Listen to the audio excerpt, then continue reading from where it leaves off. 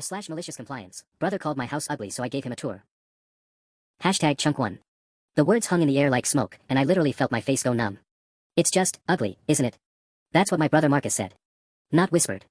Not muttered under his breath at a moment when he thought I wasn't listening. He said it in front of everyone: Mom, Dad, my sister-in-law Jennifer, their kids, even my best friend Sarah who'd come to the dinner party. We were standing in the foyer. Just standing there. I'd invited everyone over to show off the freshly painted front hallway, a soft sage green that I'd sampled on the walls for 3 months before committing, and Marcus had walked through the door, glanced around, and delivered his verdict like some kind of architectural executioner. I remember Sarah's sharp intake of breath. I remember my mom's eyes going wide. I remember Dad's jaw tightening in that way it does when he's about to say something he'll regret. But mostly I remember the feeling of my chest collapsing inward, like someone had reached into my ribcage and wrung out my lungs. What? I'd managed to say, though I'd heard him perfectly fine. Marcus had shrugged, actually shrugged, with the casual indifference of someone commenting on the weather. The whole aesthetic. It's giving early 2000s suburban. The proportions are weird, the foundation line is uneven, and don't even get me started on the original siding. Just, not great bones, you know. Not great bones. As if he'd actually looked at the foundation. As if he'd spent 5 minutes thinking about anything other than how my modest 1,200 square foot starter home compared to his gleaming 4,000 square foot architectural masterpiece in the hills, a house that I was fairly certain his wife's tech executive salary had largely paid for, but sure, let's not talk about that. I'm 28 years old. I own this house outright because I spent 3 years saving every spare penny after college, working double shifts at the hospital where I'm a phlebotomist, and refusing to spend money on things that didn't matter. I bought this place 6 years ago for $185,000 in a neighborhood that was being actively revitalized. At the time, it was genuinely rough around the edges, original 1970s everything, a roof that leaked, plumbing that made sounds like a haunted house, and a kitchen that looked like a scene from a horror film. Marcus, meanwhile, had gotten a $50,000 gift from our grandmother's estate when he graduated law school. He'd also married wealthy. He'd also had the advantage of being our parents' golden child, the one who did everything right, went to the right schools, married the right person. I had rebuilt my home with my own 2 hands and my own steady income. I had learned how to use power tools from YouTube videos at midnight. I had pulled up rotting subfloor. I had installed new electrical outlets. I had spent 6 months just learning how to properly tape and mud drywall before I tackled the bedroom walls. I had painted and repainted that sage green foyer until it was exactly what I envisioned. And Marcus, who probably couldn't change his own oil, had stood in that space I'd poured years into and called it ugly. The dinner party had proceeded stiffly after that.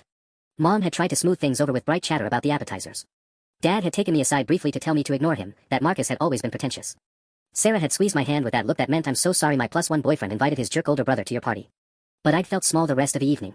Stupid, even, for being proud of something that apparently deserved to be dismissed. I'd found myself second-guessing the color choices I'd spent weeks deliberating. Had the proportions always looked weird? Was the foundation line actually uneven, or was I just seeing things now that he'd pointed it out? It took me until about 2 a.m., lying in bed and staring at the ceiling, for the hurt to curdle into something else entirely. Malicious compliance, as it turned out, is a beautiful thing when you really think about it. I had fired off a text to Marcus on Monday morning: "Hey, sorry you felt rushed through the tour on Saturday. I'd love to give you a proper one next time you're in town. Really show you what we've done with the place. What's your schedule like?" I phrased it carefully, the invitation warm and genuine on the surface, the kind of message that would make it impossible for him to refuse without looking like a total asshole. He couldn't say he was too busy to spend a couple hours with his younger sibling. He couldn't say the house wasn't worth his time. Not after calling it ugly.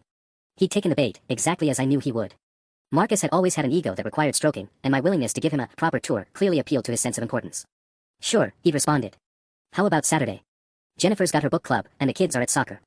I could swing by around 10. Perfect. That was 4 days ago. I'd spent every moment since planning. Not in a vindictive way, exactly, though okay, maybe a little vindictive, but more in a meticulous, architectural way. I'd made a spreadsheet. An actual spreadsheet with sections for each room, noting renovation dates, cost breakdowns, or at least approximations for the DIY stuff, design inspirations, structural decisions, and the reasoning behind each choice. I'd measured everything. I'd taken before and after photos from identical angles. I'd printed them on cardstock and organized them chronologically. I had, in short, prepared for a tour of such exhaustive, relentless detail that by the end of it, Marcus would understand that every single inch of this house had been considered, cared for, and earned. Saturday morning arrived clear and bright. I'd cleaned already, but I cleaned again. I'd planned the route, start with the foyer, work methodically through the living room and dining room, tackle the kitchen in painful detail, move upstairs to the bedrooms and bathroom, then finish with the basement, the crown jewel of my renovation project. At 10 a.m. sharp, Marcus pulled into the driveway in his Range Rover. I watched from the kitchen window as he stepped out, checked his phone, and started walking toward the door. I took a deep breath. This was going to be a very, very long 2 hours. Hashtag chunk 2. Marcus barely took his shoes off before I launched into it. Perfect timing, I said, my voice bright and cheerful in a way that was technically genuine but definitely had an edge underneath. I've got the whole morning blocked out. We're going to do this right. He smiled, that patronizing smile he reserved for people he considered beneath him, and glanced around the foyer. Look, I appreciate the effort, but I don't need the whole tour. I cut him off smoothly. Oh, I insist. You said Saturday that you didn't get a proper look around. That you had opinions about the bones of the place. I want you to see exactly what we're working with. Every detail. I could see him doing the calculation in his head, weighing his desire to escape against his need to not appear rude. His eyes flicked toward the living room, probably mentally estimating how long this could possibly take. Sure, he said finally, with the tone of someone agreeing to sit through a mildly boring work presentation. Let's see what you've done. I gestured to the foyer itself, and he let out a small sigh. This room here, I began, pulling out my phone to show him the before photos, was originally painted this depressing beige, flat paint, which was a nightmare because it would show every fingerprint. The walls were textured with this popcorn finish that was probably installed in the 80s. I had to carefully scrape that off, can't just drywall over it because of asbestos concerns, so I had to do it manually, which took about 16 hours across 2 weekends. Right, well. I'll show you the photos, I continued, scrolling. See. This was March of 2021. The trim was original, chipped paint everywhere. I had to sand it all down. This trim is actually crown molding, which I didn't realize at first because of how much paint buildup there was. 3 coats of paint, probably 50 years of it. Had to use chemical stripper for the really stubborn spots. I could see Marcus's eyes glazing over slightly, but I pressed on. The color choice, this sage green, actually took me quite a while to settle on. I must have sampled about 15 different greens. The key thing with this space is managing the natural light from that transom window above the door, because the light temperature changes throughout the day, and you want the color to look consistent whether you're in here at 9 a.m. or 6 p.m. It's a nice color, Marcus said, clearly trying to wrap this up. It's more than nice, I said, and I could hear something sharp creeping into my voice, so I softened it deliberately. It's considered. Let me show you the paint chips I kept. I'd actually brought a small binder, yes, a binder, into the foyer. I opened it to reveal the paint samples I'd taped to pages, color-coded by undertone. Marcus stared at it like it might bite him. You kept paint chips in a binder? Of course I did. How else would I document the decision-making process? I flipped through them. These are all the greens I tested. This one has too much blue in it, see? Under this light it reads almost gray-green. This one is too yellow-based, which I knew wouldn't work because of how the morning light hits this wall. This one is actually the closest, but it has a slightly warmer undertone, and I wanted something that would feel a little more sophisticated, a little more contemporary. Marcus checked his watch. It was 10:07 a.m. So what you're saying is you picked the green that's on the wall? I'm saying, I replied calmly, that I made an informed aesthetic choice based on comprehensive research and testing. There's a difference between arbitrarily painting a room and intentionally designing a space. I led him into the living room, where I had another binder waiting on the coffee table. His expression when he saw it was genuinely priceless, a mixture of resignation and dawning horror as he realized the scope of what he'd just walked into. This room was actually the first major renovation project I tackled, I explained, not bothering to wait for his response. The original carpet was this industrial-grade beige that came with the house, installed over a pretty nice original hardwood floor. I didn't realize that at first, the inspector's report mentioned it, but I didn't fully appreciate what was under there until I started pulling up sections. I walked him over to a closet and pointed to the hardwood visible at the threshold. See this color variation? That's because the original floor had this beautiful patina from decades of living. When I pulled up the carpet, and I did this myself, by the way, it was like uncovering a time capsule. Some sections had nail holes from old furniture arrangements. Some areas had slight water damage from that leaky roof issue Marcus had mentioned, which, by the way, was actually caused by improper flashing installation on the gable end, not structural inadequacy as you might have implied. I flipped open the living room binder, which contained before and after photos, wood stain samples, floor refinishing documentation, and a detailed cost breakdown of the hardwood restoration. I had to have the entire floor professionally sanded and sealed because I needed it done right. Can't DIY floor refinishing in a space this size without specialized equipment. Cost me $2,400, which was significant on my budget at the time, but it was an investment in the actual bones of the house that you were so concerned about. Marcus had sunk onto the couch, which I hadn't invited him to do yet, but I let it slide. This is going to take a while, isn't it? He asked quietly. I have no other plans today, I said cheerfully. And neither do you, as I understand it. Jennifer's got book club. He rubbed his face, and I felt a small spark of satisfaction. This was working exactly as I'd envisioned. There's also the matter of the subfloor, I continued, pulling out another section of the binder. When I started the hardwood restoration, I discovered some soft spots in the subfloor, nothing catastrophic, but enough that I had to address it. I had to carefully remove sections of the subfloor in the corner by the window and replace them with new 3/4-inch plywood, which meant matching the existing joists in. Okay, can we maybe speed this up? Marcus asked, and I could hear something almost desperate in his voice. I get it. You did the work. You put effort in. I smiled, the kind of smile that didn't reach my eyes. No, actually, I don't think you do get it. Not yet. We haven't even left the living room, and I haven't shown you the electrical work I had to do, or explained the structural loading calculations for the window replacement, or discussed my sourcing strategy for the paint and hardware. His phone buzzed. I watched him glance at it hopefully, probably praying for an emergency. You should silence that, I suggested sweetly. You don't want any distractions while we're doing this. It's important to really absorb the details. Marcus pulled his phone from his pocket, stared at the screen for a moment, then deliberately turned it off. I had 5 more hours of material prepared. #chunk 3. The rest of the living room tour took 45 minutes. 45 minutes on a single room, and I could feel Marcus mentally calculating the hours stretching before him like some kind of home improvement purgatory.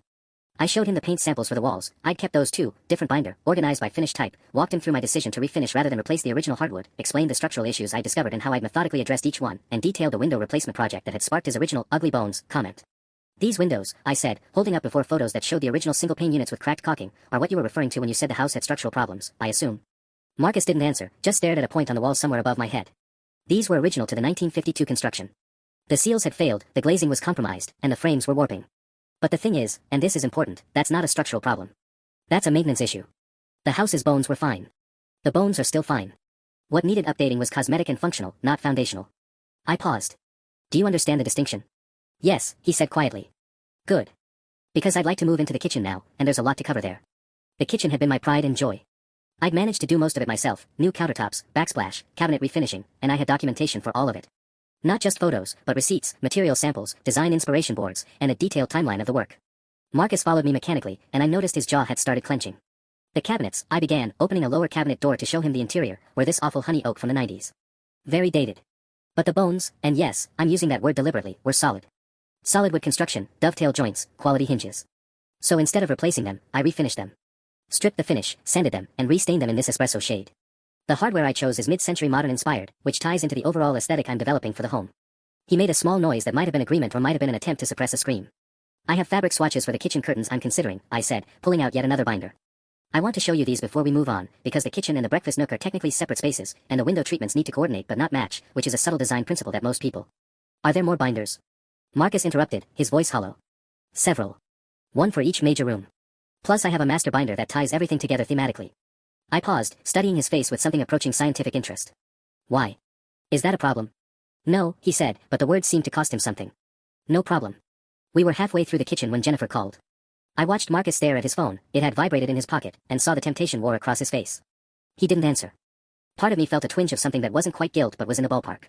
He deliberately turned off his phone to avoid escape routes. Now he was ignoring his wife's call. That wasn't part of my plan. Then again, my plan was to make him see the value in my work, to force him to acknowledge the effort and care I'd invested. If he was going to do that, he had to be fully present. No escape hatches. By the time we reached the hallway that led to the bedrooms and bathrooms, it was nearly 1 p.m. Marcus hadn't eaten breakfast, I'd watched him decline coffee and pastries at the family dinner, and his energy was flagging. I took a small amount of satisfaction in this, then surprised myself by actually offering him water. I have snacks too, if you want, I added, and immediately felt angry at myself for the offer. This was supposed to be uncomfortable. This was supposed to be consequences.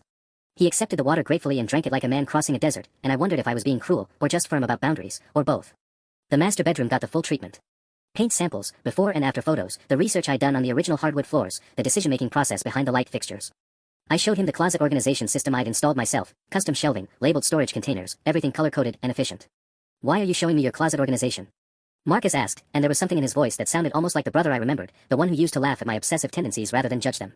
Because, I said, this house isn't just walls and floors. It's how I live. It's my space, and I've made every single choice in it intentionally. Every detail matters. He was quiet for a moment. Then, I mean, at the dinner, I was just. You were just making snap judgments based on superficial impressions. I finished. Yes. I know. That's why we're here. The tension in the hallway shifted into something different. Less like punishment and more like something unresolved. I pushed forward into the guest bedroom before I could second-guess myself, before that twinge of sympathy could derail what I'd started. By 3 p.m., we were in the bathrooms, both of them, and both had significant renovation stories. The original plumbing had issues, the tile work had required careful planning, the fixture selection had been extensive research. I had grout samples. I had photos of the tile laying process. I had documentation of the lead paint abatement I'd done in the older bathroom before touching the original walls. When we finally headed downstairs toward the basement, Marcus moved like someone in a fugue state. His eyes had taken on a glassy quality. His phone had buzzed twice more, Jennifer, presumably, and then someone else. Aren't you worried about your wife? I asked, genuinely curious now rather than malicious. She knows where I am, he said. She knows what I said. This is. He trailed off. This is what I deserve, probably. And just like that, something shifted in the room.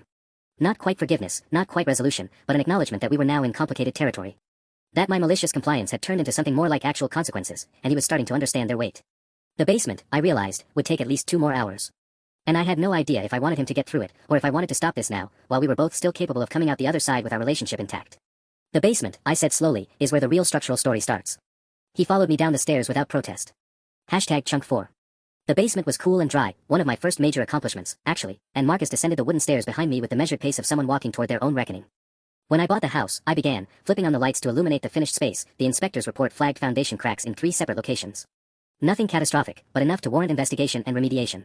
Most people would have panicked. Most people would have walked away. Marcus stood at the bottom of the stairs, taking in the space.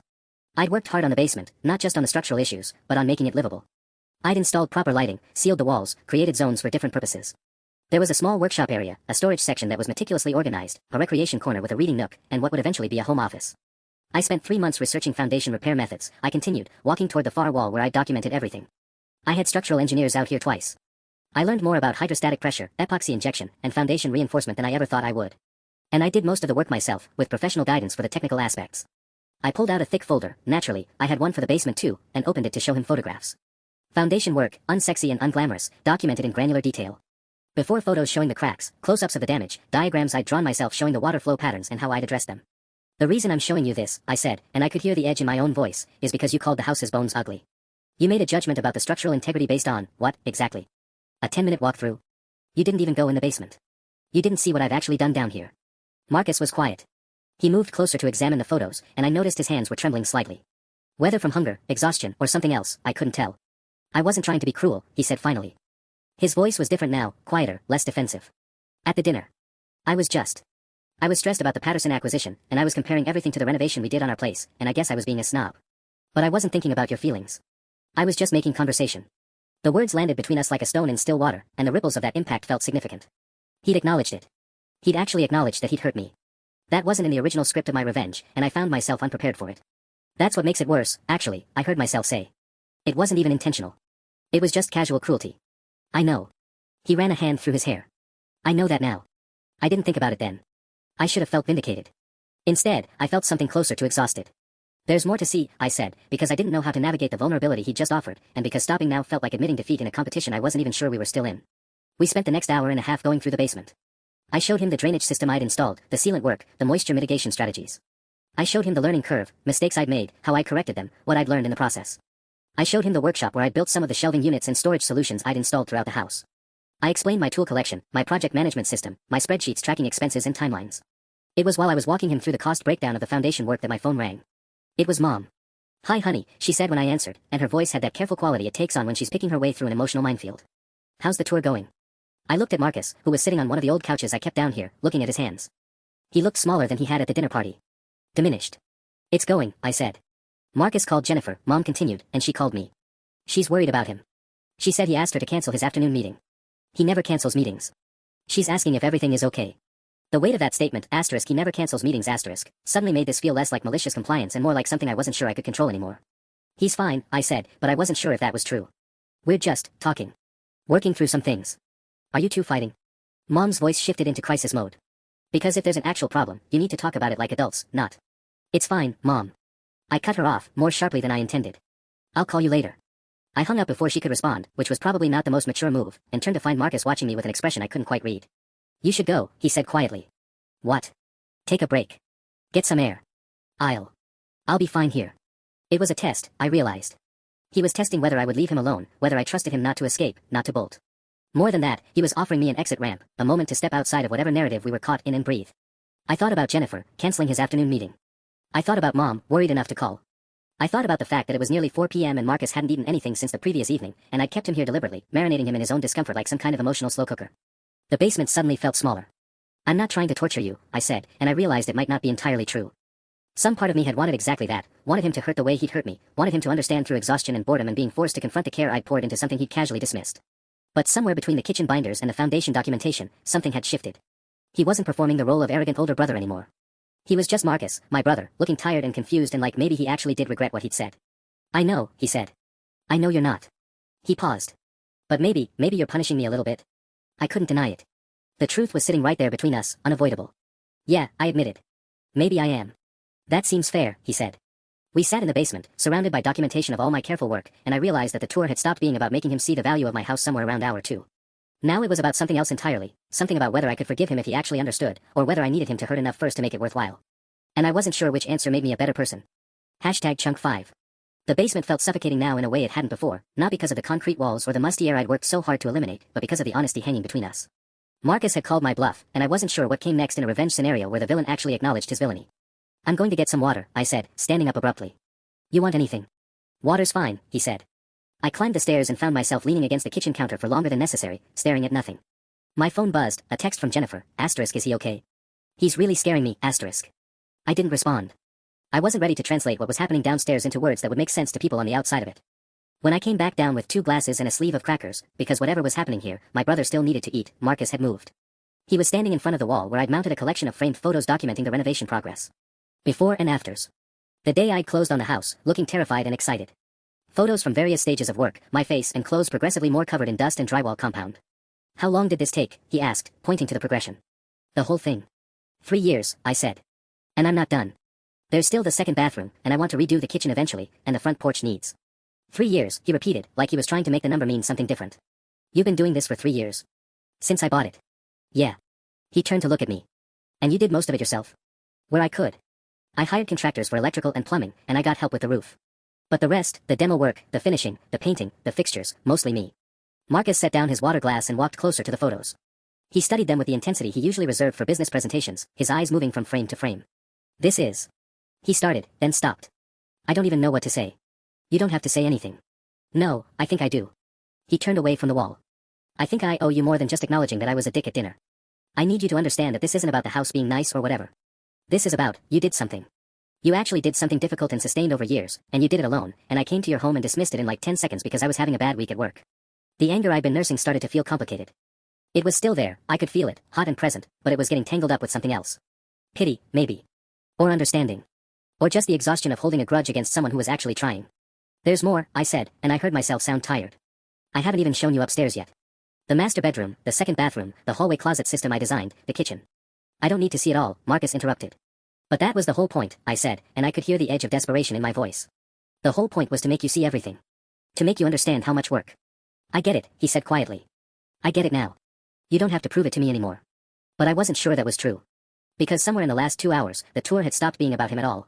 It had become about me trying to construct an argument so airtight, so thoroughly documented, so undeniable that he'd have no choice but to admit I was worth something. That my effort mattered.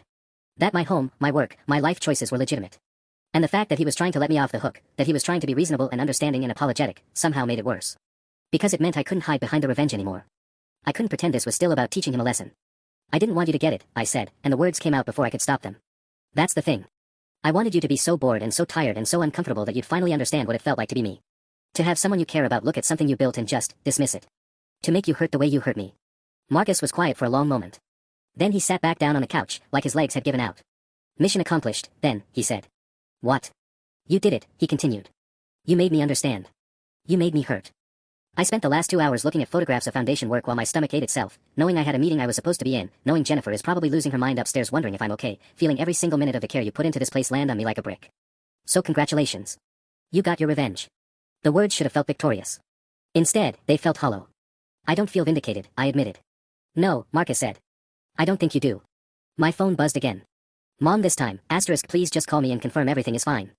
Your brother's wife is panicking and it's stressing me out, asterisk. Then another text, this one from an unknown number, probably Jennifer calling from a different phone, I'm calling the police if you don't tell me where my husband is. Oh God, I muttered, showing Marcus the messages. He closed his eyes. I should have called her back. Yeah, I agreed. You probably should have. I was. I didn't want to leave, he said slowly. Not because you were forcing me, but because I felt like if I left, it would mean this didn't matter. Like I could just go back to my regular life and this whole thing would be something I'd dismiss again in 6 months. And now. Now I'm terrifying my wife and worrying your mother, and we're standing in your basement at 4:30 in the afternoon like we're in some kind of emotional hostage situation that we both voluntarily chosen to participate in. Despite everything, I almost laughed. That's a pretty accurate assessment. I should call Jennifer, he said. Yeah. You should. But neither of us moved. We just stood there in my carefully renovated basement, surrounded by evidence of years of work, while the real world upstairs continued on without us and the consequences of my revenge tour started to ripple outward in ways I hadn't anticipated. #chunk6. Marcus pulled out his phone and typed out a message. I watched his thumbs move across the screen, quick and efficient, and then he set it down on the couch beside him without hitting send. What are you doing? I asked. Trying to figure out what to say, he said. That I got held up is going to make it worse, not better. She's already panicking. So tell her the truth. That you trapped me in your basement for 2 hours to teach me a lesson. He looked up at me. That's not going to help anyone, including you. The comment stung because he was right. I hadn't thought past the moment of the tour itself, hadn't actually considered what would happen after I'd made my point, if I'd managed to make a point at all. In my imagination, Marcus had remained properly humbled, properly uncomfortable, and the whole thing had ended with him leaving my house chastened and changed while I basked in righteous satisfaction. The reality was significantly messier. Just tell her you lost track of time, I said. Tell her we've been talking. We have been talking, Marcus said, but he sounded uncertain. I'm not going to lie to her about what happened here. Why not? You lied about what you were thinking when you called my house ugly. The moment the words left my mouth, I regretted them. Not because they weren't true, but because they were the wrong thing to say at this particular moment. I could see it in Marcus's face, the way his jaw tightened, the way his eyes went flat. The fragile thing we'd been building in the last hour collapsed. So that's what this is about, he said quietly. This isn't about the house at all. This is about the fact that I wasn't honest about my motivations. Isn't it always? I fired back. You didn't come here today because you wanted to see my house. You came here because Mom made you come. Because you felt obligated. And then when you got here and remembered that you have this whole successful life and I'm still living in my starter home doing renovation projects, you couldn't help yourself. You had to make some comment to remind everyone, including me, that I'm not on your level.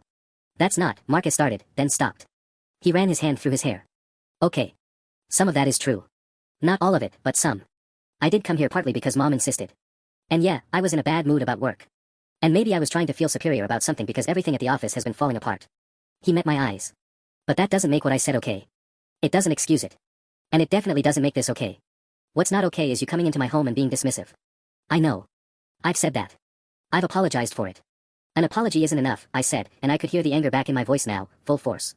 It was easier than whatever had been happening a few minutes ago. Easier to be angry than to feel the complicated mess of seeing my brother as an actual person instead of as the villain in my story. Marcus stood up. Then what do you want from me? Because I'm starting to think this isn't about me understanding anything. I think you just want me to suffer, and you're going to keep finding reasons why my suffering isn't sufficient. Maybe I do, I said. Maybe that's the point. Maybe I needed you to understand what it's like to have your life choices questioned constantly. To have your worth measured against someone else's. To feel like no matter what you do or build or accomplish, it's never going to be enough because the person judging you has already decided that you're not worth respect. The words hung in the basement air between us, and I realized with a sick feeling that I wasn't just talking about Marcus anymore. Or not entirely. This had become about something bigger, something about my parents' expectations, about feeling like the younger sibling who was supposed to be impressive but somehow always fell short, about the particular pain of being dismissed by people who are supposed to know your value. Marcus's phone buzzed again. Then again. And again. Multiple messages coming through in succession, each one probably another plea from Jennifer or another concerned family member. You need to call your wife, I said, the anger draining out of me as quickly as it had arrived. I know. She's probably terrified. She thinks something's wrong. I know that too. He picked up his phone and stared at it like it might bite him. But I don't know what to tell her about this. About any of this. About why I've been down here for 2.5 hours looking at pictures of drywall. Tell her the truth. Which truth? He asked bitterly. That your brother is a colossal asshole who needed to be reminded that other people exist. That I've spent the last few years being so focused on work and money and status that I forgot my younger brother was building something real. That I came to his house today, found it modest and honest, and instead of being happy for him, I made a cutting comment because I needed to feel superior about something. Which truth do you want me to tell my terrified wife? I didn't answer because I wasn't sure anymore. The thing I'd wanted to accomplish, making Marcus hurt the way I'd hurt, suddenly felt hollow now that it was actually happening. Now that I could see the real consequences rippling outward, now that I could see that my revenge hadn't just affected him, it was affecting Jennifer, my mother, my entire family. Tell her the truth, I said finally. Tell her you got caught up in a conversation with me and you lost track of time. Tell her you're sorry. Tell her you're coming up. And what about you? Marcus asked. What's the truth for you? I looked around my carefully renovated basement, at the walls I'd painted myself, the electrical work I'd learned to understand, the foundations of my life's work made visible. And I realized something that made me feel sick and sad and strangely lighter all at once. The truth, I said slowly, is that I needed you to understand that I'm worth something. And instead of asking you for that directly, I tried to force it out of you by making you uncomfortable. And that's not fair. That's not actually how respect works. Marcus looked at me for a long moment. Then he typed out a message to his wife, hit send, and held his phone up to his ear. I'm coming up, he said when she answered. I know. I'm sorry. I'll explain everything. He started toward the stairs, then paused on the bottom step and looked back at me. This isn't over, he said. But I think we both need a break from the basement. I nodded, watching him climb the stairs back toward the real world, leaving me alone with the evidence of my 3 years of work, and the sudden, uncomfortable realization that revenge doesn't actually fix anything. It just breaks more things. #Chunk 7. The kitchen was chaos. Not the kind of controlled, manageable chaos that comes from a family dinner party. This was raw, jagged chaos. Mom was standing by the counter with her arms crossed, her face flushed. Dad was sitting at the table looking deeply uncomfortable, the way he always did when confrontation happened. Jennifer was in the living room on her phone, pacing back and forth while occasionally glancing toward the kitchen with an expression that suggested she was considering leaving entirely. And Marcus was trying to explain something that clearly had no good explanation. I lost track of time, he was saying, which was technically true but also absolutely insufficient given the circumstances. We were talking about the renovation, and I didn't realize how long. For 2.5 hours. Mom's voice had that particular edge to it that meant she was hurt, not just angry. Marcus, your wife called me asking if we'd seen you. She thought something had happened. She was genuinely frightened. I know, and I've apologized to Jennifer. I called her from downstairs. After she'd already called half the family, Mom continued, steamrolling over his words in that way that only mothers can. After she'd worked herself into a state thinking you were in an accident. And all this time, you were in my other child's basement looking at, what exactly? From what Jennifer said, you were looking at drywall. I'd stayed downstairs for another 15 minutes after Marcus left, giving him time to handle the fallout before facing the family. It was cowardly. But I also needed to think, to sit in the quiet of my basement with the reality of what I'd done pressing against my chest like a physical weight. Now, standing in the kitchen doorway, I felt like an intruder in a disaster I'd caused. We were having a conversation, Marcus said, and I could hear the strain in his voice. A real one. About things that matter. And I should have checked my phone, I should have sent a message earlier, but... But what? Mom asked. But you were so caught up in your conversation that you forgot you have a wife. That you have responsibilities. That there are people who care about you and were worried sick. That's not fair, Marcus said quietly. I made a mistake about the timing. I'm here now. Jennifer and I are fine. Are you? This came from Jennifer herself, who'd appeared in the kitchen doorway. Her voice was quiet but dangerous. Because from my perspective, I spent 45 minutes thinking you'd been in an accident. I called the hospitals. Do you understand that? I called the actual hospitals. Marcus's face went white. Jen. Don't Jen me. She looked at me, then back at Marcus. And whatever conversation you two were having had better be pretty damn important because it cost me 45 minutes of genuine terror. I apologize, Marcus said, and he sounded utterly exhausted. There's no excuse. You're right. I should have texted you. I should have at least sent a message saying I'd lost track of time. That was thoughtless. Jennifer stared at him for a long moment, and I could see something shift in her posture. The anger was still there, but underneath it was hurt. Real hurt. The kind that doesn't get fixed by a quick apology. We're leaving, she said. I'm going to get my jacket. Jennifer, wait, Marcus reached for her, but she was already moving away. Mom looked at Marcus with that particular expression of maternal disappointment that I'd seen directed at me more times than I could count.